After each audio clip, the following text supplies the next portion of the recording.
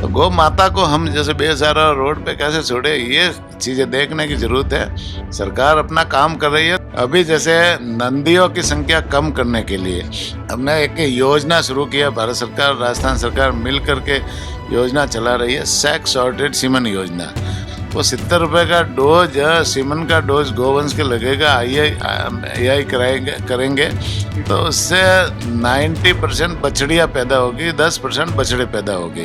गायों की संख्या बढ़ेगी और नंदियों की संख्या कम होगी। जो रोड पे घूमते हैं उनकी संख्या धीरे धीरे कम होगी। नस्ल सुधार के काम भी चल रहे हैं। हमने ब्राजील से हमारी जो गिर गाय है उनकी वो सीमन मंगवाया है। नई नस्ल की गाय पैदा होगी तो उसमें वो दूध ज़्यादा देगी। तो दूध ज़्यादा देने से किसान परिवार, पशुपालक परिवार मजबूत होगा। अभी 1100 डॉक्टरों की अभ्यर्थना भेजी हुई है और वो भी अप्रैल महीने में परीक्षा होगी। तो वो भी 1100 डॉक्टरों के भी परीक्षा कराएंगे। तो आने वाले समय में उसमें भी युवाओं को अवसर मिलेगा। नमस्कार, मैं हूं रौनक पालेक और आप देख रहे हैं पंजाब केसरी राजस्थान। हमारे साथ आज मौजूद हैं जुरारंग कुमावत, जो प्रदेश में कैबिनेट मंत्री हैं, पशुपालन विभाग इनके पास में। शुरुआत सवाल इसी से करेंगे सर। हम हमेशा गाय को पूछते हैं, निश्चित तौर पर पशुपालन विभाग गाय के संरक्षण के लिए क्या मुहिम या क्या प्लानिंग आने वाले समय के लिए कर रहा है? अभी राजस्थान में 1 करोड़ और 70 लाख के आसपास गोवंश है और गोवंश की सेवा, उनका संरक्षण और संवर्धन करना आज की जो आवश्यकता है। राजस्थान की सरकार भी इसमें गोवंश के लिए बहुत सारी योजनाएं अभी संचालित है और शुरू भी नई योजना नवाचार भी की है। वैसे पिछला जो कालखंड है, अभी जो युग बदला है, युग बदलने से गोवंश की थोड़ी सी स्थिति खराब होती जा रही है। पहले हमारे घरों में किसान परिवार होते थे तो गाय को पालने की प्रवृत्ति रहती थी। गाय से हमें दूध मिलता, दही मिलता है, घी मिलती है, छाछ मिलती है। गाय का गोबर भी किसान के खेत में काम आता है, खाद के रूप में काम आता है। और गाय के गोबर से आजकल बहुत सारे प्रोडक्ट भी बनते हैं। आजकल कागज बनता है, गत्ता बनता है, कलर पेंट बनता है, बायोगैस बनती है, गोबर गैस बनती है, जैविक खाद बनता है। और गाय के गोबर से आजकल मिट्टी के जो जो दीपावली के दिन दीपक जलाते हैं वो दीपक बनते हैं। मूर्तियाँ गाय के गोबर से बनती है। बहुत सारी चीज़ें बनती है गाय के गोबर से।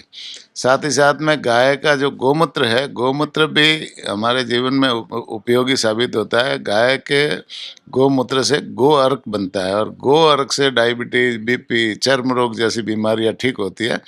तो गाय हमारे जीवन में बहुत उपयोगी है। गाय से जो बछड़े पैदा होते थे वो बैल बनते थे और बैल बनने के बाद में किसान के खेत में काम आते थे, हल चलाने के लिए, बैलगाड़ी चलाने के लिए, रहट चलाने के लिए। लेकिन समय का बदलाव आया, मशीनरी युग आया तो बैलों की जगह मशीनों ने ले ली। अब बैलों की कोई उपयोगिता नहीं है। गोवंश में धीरे धीरे जैसे गाय का पालने के प्रति लोगों की रुचि कम हुई, इस कारण से हमारा जो गोवंश है अब घरों की बजाय, खेतों की बजाय रोड पे आ गया। तो बहुत सारे गोवंश बेसहारा हो गए, निराश्रित हो गए। इसलिए गौशालाएं भी धीरे धीरे खुलनी शुरू हुई। हमारे समाज सेवी भी आगे आए, उन्होंने गौशालाएं शुरू की। राजस्थान भर में अभी 4000 से ज़्यादा गौशालाएं संचालित है। मैं उन सभी गौशाला संचालकों को भी धन्यवाद देना चाहूँगा कि वो गौ सेवा के क्षेत्र में काम कर रहे हैं। उन गौशालाओं में सरकार की तरफ से भी जो पात्र गौशाला है उनको हम अनुदान देते हैं। करीबन 1200 करोड़ रुपए हम एक साल में उन गौशालाओं को अनुदान देते हैं, उन गायों गोवंश के चारे, पानी और पशु आहार के लिए, और साथ ही साथ में नई गौशाला खोलने के लिए तो उनका अनुदान भी हम देते हैं। गौशाला विकास के लिए भी हम अनुदान देते हैं। तो इस तरह से हम गौशालाओं को मजबूत करके गोवंश की सेवा और संरक्षण का काम भी करते हैं। अभी पिछले साल हमने 2 बजटों में गोवंश का अनुदान पहले बजट में 10%, अभी बजट में 15%, इस तरह से 25% अनुदान बढ़ाने का काम किया, जिससे गौशालाओं को हम और मजबूत कर सके। ठीक है, मंत्री जी, हम बात करें, आपने कहा कि सरकार लगातार सहयोग कर रही है, लगातार बजट निकाल रही है, लेकिन गाँवों में ठीक है पैसा पहुँच पा रहा हो, लेकिन शहरों के अंदर जो लोग गाय को पालते हैं, गायों के उपयोग करते हैं, दूध निकालते हैं, उसके बाद शहर के जो लोग हैं, वो गायों को छोड़ देते हैं, उसके बाद वो गायें सड़क पर डोलती है, जिसको लेकर के लगातार घटनाक्रम होते हैं। तो उन लोगों के लिए जो काम ऐसा करते हैं, उनके लिए क्या स्ट्रिक्ट एक्शन है पशुपालन विभाग आगे आगामी प्लान के लिए या फिर वर्तमान में ले रहा है? यही चिंता का विषय है कि गौशालाएं जहाँ संचालित है उसमें गोवंश जितना वो सेवा भाव से जिन गोवंश की सेवा कर सकते हैं उतने गौशालाओं में संधारित है। कई बार हम गौशालाओं के जो रोड पे घूमने वाले गोवंश को हम मतलब अंदर गोवंश को और भी गौशालाओं में डालने के लिए आदेश भी करते हैं, लेकिन फिर भी बहुत सारे गोवंश है जो वो रोड पे शहरों में भी घूमते हैं और गांव में भी घूमते हैं, किसान के खेत को भी नुकसान पहुंचाते हैं। इसलिए इस विषय में जैसे हम सब लोगों को मिल कर के काम करने की आवश्यकता है। सरकार भी कर रही है जितना, गौशाला संचालक भी सेवा के भाव से कर रहे हैं, लेकिन आम जन को भी है न, देखो ये जो जितना गोवंश है वो उसके कोई न कोई मालिक है, वो निराश्रित है या बेसहारा उन्होंने रोड पे छोड़ रखा है, लेकिन उनके कोई न कोई मालिक है। तो वो भी अपने अपने परिवार के सदस्य को हम यदि रोड पे इस तरह से छोड़ेंगे तो उनकी क्या दुर्दशा होगी। तो उनकी भी एक जिम्मेदारी बनती है, देश के, राजस्थान के हर नागरिक की एक जिम्मेदारी है कि हम अपने परिवार के सदस्यों का ढंग से पालन पोषण करें, उनकी परवरिश करें। तो ये आपने देखा होगा हमारे किसान परिवारों में तो पहले कभी एक बैल घर में मर जाता था तो रोते थे, या गाय मर जाती थी तो रोते थे, बछड़ा पैदा होता था वहाँ खुशियाँ मनाते, गुड़ बांटते थे। लेकिन जैसे अब धीरे धीरे लोगों की उदासीनता हुई है, यही हमारे लिए दुख की बात है।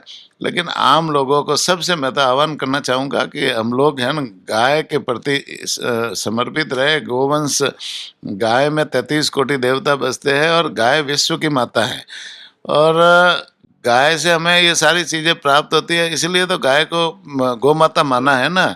तो गौ माता को हम जैसे बेसहारा रोड पे कैसे छोड़े, ये चीज़ें देखने की ज़रूरत है। सरकार अपना काम कर रही है, लेकिन आम लोगों को भी इसमें अपनी भागीदारी निभाने की ज़रूरत है, जिससे गोवंश की दुर्दशा नहीं हो। अभी जैसे नंदियों की संख्या कम करने के लिए हमने एक योजना शुरू किया, भारत सरकार राजस्थान सरकार मिल करके योजना चला रही है, सेक्स सॉर्टेड सीमन योजना। और सेक्स सॉर्टेड सीमन योजना में एक सीमन का डोज आता है जो बाजार में 1000-1200 रुपये मिलता है, लेकिन भारत सरकार, राजस्थान सरकार उसे सब्सिडी देती है और सिर्फ 70 रुपये में पशुपालकों और किसानों को उपलब्ध कराती है। वो 70 रुपये का डोज, सीमन का डोज गोवंश के लगेगा, आई करेंगे तो उससे 90% बछड़ियाँ पैदा होगी, 10% बछड़े पैदा होगी। तो आने वाले समय में धीरे धीरे ये जो गोवंश है वो गायों की संख्या बढ़ेगी और नंदियों की संख्या कम होगी, जो रोड पे घूमते हैं उनकी संख्या धीरे धीरे कम होगी। तो ये भी योजना चल रही है। हमें नस्ल सुधार के काम भी चल रहे हैं। हमने ब्राज़ील से हमारी जो गिर गाय है उनकी वो सीमन मंगवाया है, और वो भी नस्ल सुधार के लिए गोवंश के लिए लगाया जा रहा है, जिससे आने वाले समय में ब्राज़ील में हमारी जो गिर गाय है वो 40 से 50 लीटर दूध देती है, यहाँ पर 10 से 15 लीटर देती है। तो नई नस्ल की गाय पैदा होगी तो उसमें वो दूध ज़्यादा देगी, तो दूध ज़्यादा देने से किसान परिवार, पशुपालक परिवार मजबूत होगा। ठीक है, मंत्री जी, अगर बात करें वर्तमान समय में, निश्चित तौर पर प्रदेश के लिए बारिश काफ़ी हुई है और ये प्रदेश के लिए बड़ी अच्छी बात भी है। लेकिन इस तेज बारिश के कारण गायों के लिए चारा और अतिवृष्टि जो हुई है, इस कारण से कई पशुपालकों को नुकसान भी पहुंचा। उनके जो पशु थे वो मारे भी गए हैं। उसके लिए सरकार कितनी तैयार है? क्या मुआवजा है? क्या उसके लिए कोई प्लान है उठे सरकार के पास? ये निश्चित रूप से इस बार हम सब लोग भाग्यशाली है कि राजस्थान में अच्छी बारिश हुई है। हमेशा बारिश के मामले में राजस्थान सूखाग्रस्त रहता है, और बिना पानी के जीवन चलाना राजस्थान वासियों के लिए बहुत मुश्किल होता है। कई बार पानी की कमी के कारण से यहाँ के लोग पलायन करके दूसरे प्रदेशों में बिजनेस करने के लिए गए। लेकिन इस बार जो बारिश अच्छी हुई है तो उससे नदियाँ आ गई, तालाब सारे भर गए, बांध सारे भर गए, एनीकट सारे भर गए और पानी की पर्याप्त व्यवस्था हो गई। कुएं बावड़ियों में भी पर्याप्त मात्रा में पानी आ गया। हेडपम्प सारे सोर्स है वो जीवित हो गए। तो इससे आने वाले समय में नंबर एक तो पीने के पानी की समस्या नहीं रहेगी 12 महीने तक, और जो पशुओं के पीने की पानी की भी समस्या नहीं रहेगी। दूसरा, अभी जैसे चारे पाने की जो चारे की व्यवस्था है वो भी नहीं रहेगी, क्योंकि पूरी हरियाली हो गई, चारा खूब पैदा होगा, तो इससे चारे की समस्या भी खत्म होगी। तो ये अच्छी बात है। लेकिन इसमें अतिवृष्टि के कारण से कई जगह अतिवृष्टि आई, बाढ़ आई। बाढ़ आने से हमारे कई पशुधन है उसमें बह करके भी गए, कई जगह अतिवृष्टि से उनकी मौतें भी हुई है।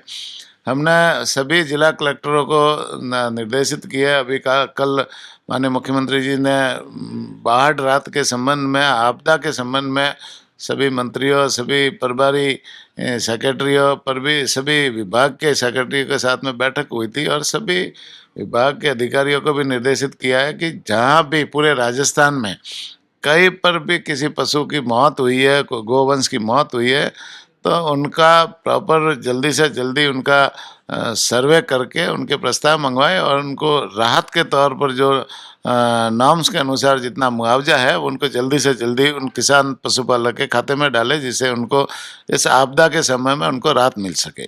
ठीक है, देवस्थान विभाग भी निश्चित तौर पर आपके पास है। प्रदेश में देवस्थान विभाग में कई जगह ऐसी है जिनको देवस्थान विभाग में ऐड करने की या फिर जोड़ने की सरकार के पास कोई प्लानिंग है। जैसे जोबनेर में कोई माता का मंदिर है, वो हो गया, और भी प्रदेश के ऐसे कई मंदिर जिनको सरकार अपने विभाग के अंदर जोड़ने की प्लानिंग कर रही है। वैसे पूरे राजस्थान में और राजस्थान से बाहर भी हमारे देवस्थान विभाग के मंदिर है। 593 मंदिर जो हमारे अपने विभाग के हैं, जो विभाग की प्रॉपर्टी है, उसमें वहाँ के जो पुजारी है या वहाँ भोग राग के पैसे है वो पूरा का पूरा है न, खर्चा पूजा पद्धति सारा देवस्थान विभाग चलाता है। दो हमारे मंदिर है जो टेम्पल बोर्ड बने हुए हैं, सावलिया जी चित्तौड़गढ़ में और एक नाथ द्वारा राजसमंद में। तो उनमें भी टेम्पल बोर्ड पूरा सरकार की देखरेख में काम करता है और मंदिर की व्यवस्था भी चलाता है और वहाँ अन्य सामाजिक सरोकार के काम भी किए जाते हैं। दूसरे राजस्थान भर में जितने भी मंदिर है वो सारे के सारे मंदिर यहाँ के, वहाँ कोई ट्रस्ट बने हुए हैं, वहाँ की समितियाँ बनी हुई है या ग्रामवासियों द्वारा निर्धारित कोई समूह बना हुआ है, वो चलाते हैं और उनकी देखरेख भी करते हैं। पूजा की व्यवस्था और मंदिरों की पूरी मॉनिटरिंग की जिम्मेदारी वो करते हैं। उसमें सरकार का कोई हस्तक्षेप नहीं रहता है और सरकार किसी मंदिर को अधिग्रहण करने की मंशा भी नहीं रखती है, क्योंकि वो स्वतंत्र रूप से अपनी व्यवस्था चलाते हैं। हमारे यहाँ उनके ट्रस्टों को रजिस्टर्ड किया जाता है और ट्रस्ट रजिस्टर्ड होने के बाद में उस मंदिरों की देखरेख भी हमारे विभाग द्वारा की जाती है। कई विवाद पड़ता था, ट्रस्ट मंदिर देवस्थान विभाग सुनवाई करता है, सुनवाई करके उनका फैसला भी करता है, निर्णय भी करता है। तो इस तरह से अभी किसी मंदिर को अधिग्रहण करने की सरकार की कोई ऐसी मंशा नहीं है और जो ट्रस्ट और जो वहाँ की समितियाँ है या वहाँ के सामाजिक समूह है वो चलाते हैं, वो अच्छी तरह से चला रहे हैं, उसमें हमें कोई तकलीफ नहीं। ठीक है, मैं जानता हूँ कि समय की थोड़ी पाबंदी आपके पास भी है।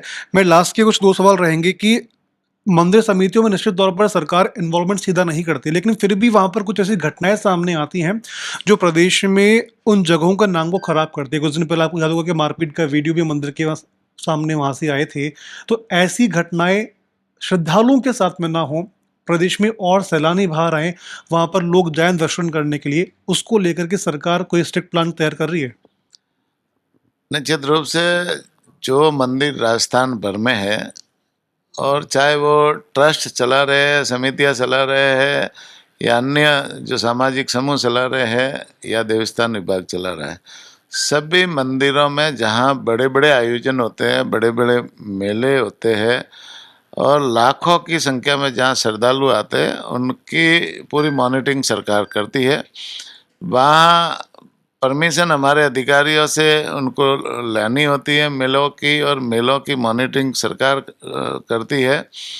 और हमारे एसडीओ का उनके ऊपर नियंत्रण रहता है, और व्यवस्था में कोई तरह की गड़बड़ न हो, दर्शनार्थियों को पूरी सुविधा मिले, वहाँ पर दर्शनार्थियों के साथ में कोई तरह की उनको किसी तरह की तकलीफ नहीं हो, पार्किंग की पर्याप्त सुविधा हो, आने जाने के रास्ते क्लियर हो, साफ सफाई उस मंदिर परिसर में आसपास के क्षेत्र में प्रॉपर तरीके से सही हो, गंदगी किसी तरह की न हो, और दर्शनार्थियों को दर्शन करने में किसी तरह की तकलीफ न हो। इस दिशा में हमारा प्रशासन भी उन संस्था और ट्रस्टों के साथ में मिलकर के काम करता है, जिससे हमारे दर्शनार्थियों को कहीं भी पूरे राजस्थान में किसी तरह की तकलीफ नहीं हो। और कभी कभार कोई घटना होती है तो घटना की जांच भी होती है, जांच करके दोषी व्यक्तियों के विरुद्ध कार्रवाई भी होती है। ठीक है, मेरा लास्ट सवाल आपसे है कि पशुपालन विभाग में स्टार्टअप्स के लिए अगर युवा आते हैं, उसके लिए अपनी किस तरह की पॉलिसी है? देवस्थान विभाग में अगर स्टार्टअप के लिए कोई आता है, तो उसके लिए अपनी पॉलिसी क्या है? पशुपालन विभाग में युवाओं को रोजगार देने के लिए हमारे पास अभी जैसे है ना, बहुत सारे अवसर होते हैं। अभी हमारे जो चिकित्सा संस्था है, हम जैसे जो संचालित है राजस्थान भर में, उसके अलावा कई संस्थाओं को हमने कर्मोन्नत भी किया है, 300 संस्थाओं को कर्मोन्नत किया है, 700 नई संस्थाएं भी खोली है। और पहले से संचालित संस्था है उनमें भी कई पद रिक्त है। तो उन सभी रिक्त पदों को भरने के लिए हमें युवाओं को मौका देने के लिए इस बार हमारे मुख्यमंत्री जी ने नई भर्तियां खूब सारी निकाली है। अभी हमने 6,433 पशु परिसर के पदों की परीक्षाएं करवाई है, जिसका रिजल्ट भी आ गया है। बहुत जल्दी उनकी नियुक्ति होने वाली है। 2540 पशुधन सहायकों की भर्ती की प्रक्रिया परीक्षा हो गई, वो पूरी हो गई। अभी उसका रिजल्ट आने वाला है, रिजल्ट आते ही उनको हम नौकरियां भी देंगे। अभी 1100 डॉक्टरों की अभ्यर्थना भेजी हुई है, और वो भी अप्रैल महीने में परीक्षा होगी, तो वो भी 1100 डॉक्टरों के भी परीक्षा कराएंगे, तो आने वाले समय में उसमें भी युवाओं को अवसर मिलेगा। इसी तरह से हमारी मोबाइल वेटरनरी यूनिट चलती है, जो घर घर जा कर के इलाज करने का काम करती है, और उसमें पशुपालक के ऑन कॉल फ़ोन करता है 1962 नंबर पर, तो वो डॉक्टरों की टीम सहित है वहाँ पशुपालक के घर जाकर इलाज करने का काम करती है। उनमें भी जैसे प्राइवेट सेक्टर में उनको ठेका पद्धति के आधार पर लगा रखा है, तो उसमें भी कई युवाओं को रोजगार मिल रहा है। इस तरह से बहुत सारी योजना, वैक्सीनेशन के मामले में हमारी पशु सखी है वो काम करती है, तो उनको भी जैसे रोजगार मिलता है। तो हमारी सरकार पशुपालन के क्षेत्र में रोजगार के बहुत सारे अवसर दे रही है, और उनका लाभ युवाओं को मिल रहा है, युवाओं को आगे बढ़ने के मौके मिल रहे हैं। वैसे हमारे माननीय मुख्यमंत्री जी भजनलाल जी ने इस बार जैसे बजट में घोषणा की थी, पहले ही बजट में घोषणा की थी कि हम 5 साल के इस कार्यकाल में हम 4 लाख युवाओं को सरकारी नौकरियां देंगे, और उसके ऊपर सरकार ने पूरी तरह से क्रियान्वित भी शुरू कर दी है। पहले ही साल में उन्होंने 76,000 युवाओं को सरकारी नौकरियां दे करके उनको नियुक्ति पत्र भी दे दिए। 1,92,000 के आसपास अभी पाइपलाइन में है, और आने वाले समय में हम 4 लाख से ज़्यादा सरकारी नौकरियां हमारी सरकार युवाओं को देगी। प्राइवेट सेक्टर में भी हमारी सरकार ने, आपने देखा होगा, राइजिंग राजस्थान सरकार पहले ही साल में लेकर आई है, और उसमें बहुत सारे 35 लाख करोड़ रुपए के एमओयू हुए, और उस एमओयू में की क्रियान्विति अभी धीरे धीरे हो रही है। 8 लाख करोड़ के एमओयू धरातल पर उतर गए, और बाकी भी प्रक्रियाधीन है। तो ये एमओयू धरातल पर उतरेंगे तो सभी सेक्टर में विकास होगा, या उद्योग धंधे भी ज़्यादा लगेंगे, तो राजस्थान एक विकसित प्रदेश भी बनेगा, और साथ ही साथ में प्राइवेट सेक्टर में ज़्यादा उद्योग धंधे लगेंगे, तो वहाँ भी राजस्थान के युवाओं को रोजगार के अवसर मिलेंगे। तो इस तरह से युवाओं को रोजगार देने के अवसर है वो हमारी सरकार कर रही है। फिलहाल पंजाब केसरी की ओर से एक कार्यक्रम का आयोजन है यहाँ पर किया गया है, किस तरह से देखते हैं क्या? आज अमर शहीद लाला जगत नारायण जी की आज श्रद्धांजलि का कार्यक्रम है, और पंजाब केसरी परिवार को मैं बधाई देना चाहूँगा, शहीद को श्रद्धांजलि भी देना चाहूँगा। निश्चित रूप से पंजाब केसरी परिवार को नींव रखने के लिए जो लाला जगत नारायण जी ने काम किया, 1947 के आज़ादी के बाद में लाला जगत नारायण जी पंजाब केसरी की स्थापना की और एक पत्रकारिता के क्षेत्र में बहुत बड़ा उनका योगदान है। लंबे समय से पंजाब केसरी इस देश में है ना, खबरों के मामले में, ताज़ा खबर देने में और ऐतिहासिक खबर देने में और पत्रकारिता के क्षेत्र में श्रेष्ठता से कार्य कर रहा है। और समय समय पर सामाजिक सरोकार के काम करना और समय समय पर लोगों का मार्गदर्शन करना और साथ ही साथ लोकतंत्र को मजबूत करने में भी पंजाब केसरी की बहुत ही बड़ी भूमिका रही है। वैसे हमारा लोकतंत्र है, उसको मजबूत करने के लिए 4 स्तंभ है। एक विधायिका जो विधेयक बनाती है, दूसरा उस विधेयक को पालना करती है, वो कार्यपालिका होती है, और तीसरी है ना, पालना करते हुए कोई कमियां रह जाती है, वो न्यायपालिका उसको मार्गदर्शन करती है। साथ ही साथ में पत्रकारिता भी एक लोकतंत्र का चौथा स्तंभ है, जो इस लोकतंत्र को मजबूत करने के लिए समय समय पर मार्गदर्शन हम सबको देता है। तीनों को, चाहे न्यायपालिका हो, चाहे विधायिका हो, चाहे कार्यपालिका हो, इनको तीनों को मार्गदर्शन देने का काम भी पत्रकारिता करता है। तो ये लोकतंत्र का चौथा स्तंभ है और चारों स्तंभ मिलकर के जैसे इस लोकतंत्र को मजबूत करते हैं। जो आज हमारा लोकतंत्र दिन दुना रात चौगुना आगे बढ़ रहा है, आज विश्व का सबसे अच्छा लोकतंत्र है वो हमारा भारत का है। तो निश्चित रूप से इस लोकतंत्र को हम सब लोग मिलकर के आगे बढ़ाएं। और पंजाब केसरी वैसे एक बहुत ही अच्छा अखबार में मैं बहुत पहले से पढ़ता आ रहा हूँ। मैं करीबन सरपंच कार्यकाल से मेरा था, उसमें 2000 से उस समय से पंजाब केसरी पढ़ने का मुझे अवसर मिला और बहुत इसमें लेख भी बहुत अच्छे आते हैं, पढ़ने की रुचि भी रहती है। और अमर शहीद लाला जगत नारायण जी ने जो ये काम पंजाब केसरी को शुरू करके किया, निश्चित रूप से ये पूरे समाज का भी मार्गदर्शन करता है। मैं पुनः इनको श्रद्धांजलि देना चाहूँगा और पंजाब केसरी परिवार को बधाई देना चाहूँगा कि आज आप लोगों के साथ में मुझे आने का अवसर मिला। शुक्रिया सर आपका बहुत बहुत तमाम जानकारी के लिए। तो ये थे हमारे साथ पशुपालन मंत्री और प्रदेश की कैबिनेट मंत्री जुराराम कुमावत, जिनसे हमने बात की। देवस्थान विभाग, पशुपालन विभाग, तमाम तरह के सवाल थे, उनके इन्होंने जवाब दिए। उम्मीद करते हैं कि तमाम सवालों के जवाब है आप तक पहुंच पाए होंगे। ऐसी और भी खबरों के लिए आप बने रहिए पंजाब केसरी राजस्थान के साथ।